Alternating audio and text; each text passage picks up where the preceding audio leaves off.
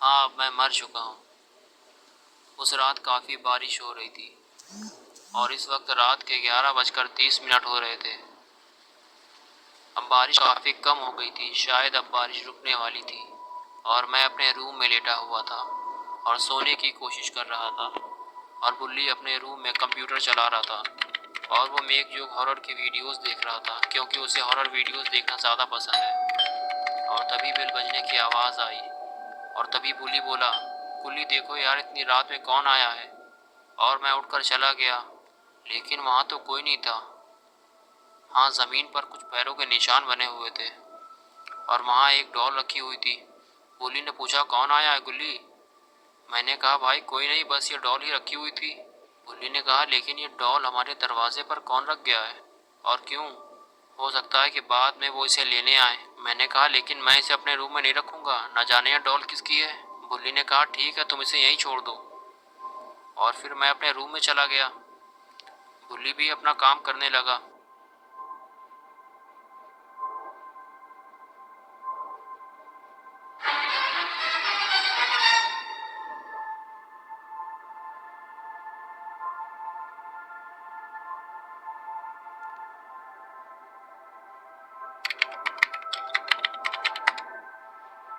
और तभी मैंने देखा कि वो डॉल मेरे बेड के पास खड़ी हुई है। और तब मैं उस डॉल को बुल्ली के पास लेकर गया और बुल्ली से कहा, तुमने इसे मेरे रूम में क्यों रख दिया भाई? मैंने तुमसे कहा था कि मैं इसे अपने रूम में नहीं रखूंगा।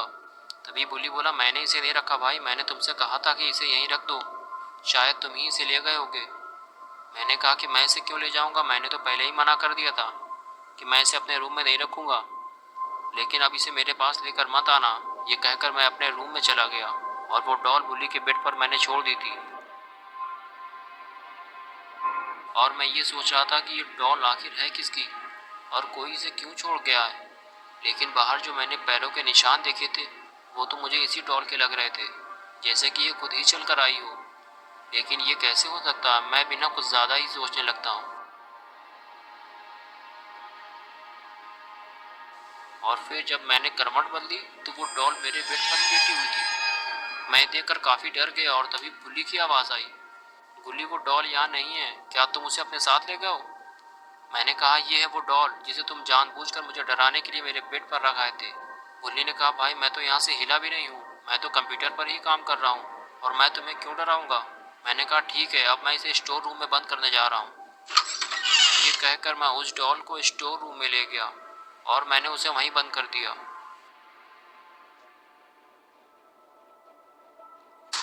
फिर मैं बुल्ली के पास गया और बुल्ली से कहा कि मुझे ये डॉल बड़ी अजीब लग रही है और अगर तुमने इसे मेरे रूम में नहीं रखा था तो वो मेरे पास कैसे आ गई? मुझे इससे डर लगने लगा है। बुल्ली ने कहा, ये सिर्फ एक डॉल है और कुछ नहीं, इसमें डरने की क्या बात है। हाँ, ये बात थोड़ी अजीब है कि ये डॉल तुम्हारे पास कैसे पहुंच जाती है, तो मेरे भी समझ में नहीं आ रहा। ठीक है, अगर कल इसे कोई लेने नहीं आया तो मैं खुद इसे उस कुएं में फेंक दूंगा जो हमारे घर के सामने है, क्योंकि वो काफी पुराना कुआं है और उसका पानी भी अब कोई नहीं पीता, ना उसके पास कोई जाता है। अब तुम जाकर सो जाओ।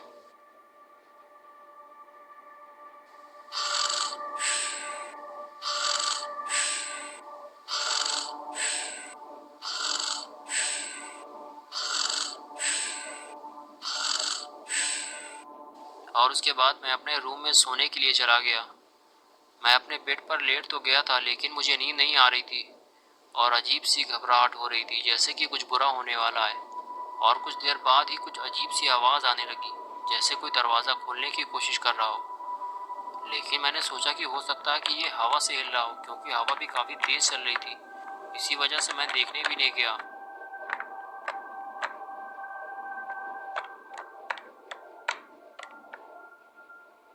और फिर दरवाज़ा खुलने की आवाज़ आई, जिसने मेरी धड़कनों को बढ़ा दिया, क्योंकि मैं जानता था कि हवा कितनी भी तेज़ हो लेकिन दरवाज़ा अपने आप नहीं खुल सकता।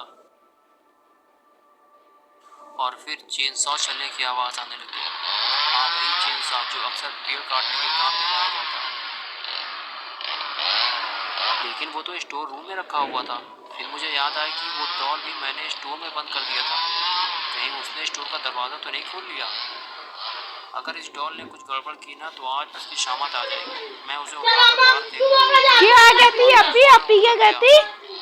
तो देखा कि वो डॉल स्टोर से बाहर आ चुकी थी और उसके हाथ में चेनसा था और वो मिमी की गर्दन काट रही थी और अब उसका सर धड़ से अलग हो चुका था।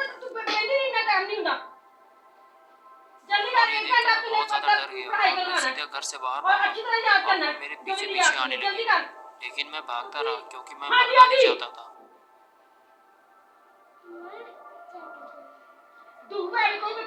मैं बस भागता रहा, भागते भागते मैं उस कुएं के पास पहुंच गया जो हमारे घर के सामने था। ये काफ़ी पुराना कुआं था और यहाँ के लोगों का कहना था कि इस कुएं में कभी भी झांकना नहीं चाहिए क्योंकि इसमें झांकने वाला जिंदा नहीं बचता। और कभी कभी इस कुएं के आसपास कुछ चीज़ें भी पड़ी मिलती थी, जैसे कि खिलौने, खाने की चीज़ें और पैसे, लेकिन उन्हें कोई नहीं उठाता था क्योंकि सब जानते थे कि ये एक छलावा है, क्योंकि हर साल ये कुआं किसी न किसी की जान लेता है। और अब मुझे यकीन हो गया था कि ये डॉल भी इसी कुएं से आई है और इसे हमें अपने घर में नहीं रखना चाहिए था, लेकिन इसे रखने की सज़ा हमें मिल चुकी थी। मेरा दोस्त बुल्ली मर चुका था, लेकिन मैं मरना नहीं चाहता था। मैं बस छुपा हुआ था और ये सोच रहा था कि वो डॉल जहाँ से भी आई है वो वापस चली जाए। और तभी कुएं में कुछ गिरने की आवाज़ आई। मुझे लगा कि वो डॉल शायद इसी कुएं से आई थी और इसी कुएं में वापस चली गई है। और तभी मैंने उस कुएं में झाँक कर देखा, लेकिन मैं एक बात भूल गया कि इस कुएं में झाँकने वाला जिंदा नहीं बचता। और कुएं में झाँकने की कीमत मैंने अपनी जान देकर चुकाई।